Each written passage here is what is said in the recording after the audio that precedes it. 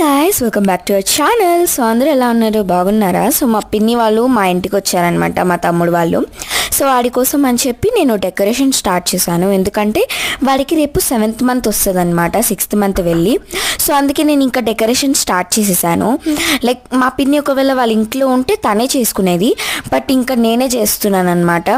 అంటే లైక్ మనకు కూడా ఉంటుంది కదా, ఎంతన్నా నేను చేశాను మా తమ్ముడు కోసం అని చెప్పి అలా ఉండిందనమాట. నేనే స్టార్ట్ చేసేసాను మొత్తము, ఓన్ డెకరేషన్ అనమాట గైస్.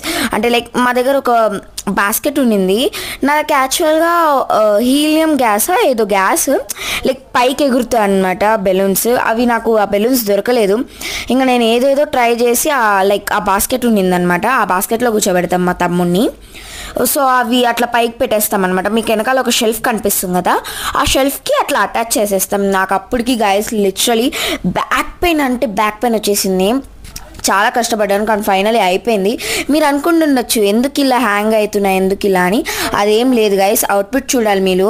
ఎంత బాగా వచ్చిందంటే అంత బాగా వచ్చింది.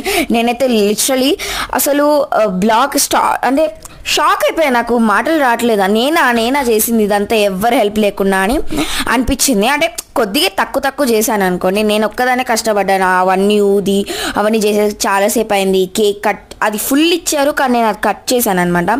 వీడే అనమాట మా బుడ్డిగాడు, మాకెంతో ఇష్టమైన వాడు.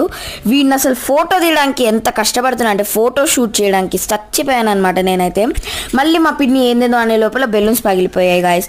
నాకైతే చచ్చిపోయాలనిపించింది. 11:23 అయిపోయింది గాయస్ నేను చేసేసరికి. ఇంకా లాస్ట్కి నా వల్ల కాక నేను వెళ్ళిపోదాం అనుకున్నా. ఒకవేళ మీకు ఈ వీడియో కనుక నచ్చితే please like, share and subscribe. Bye.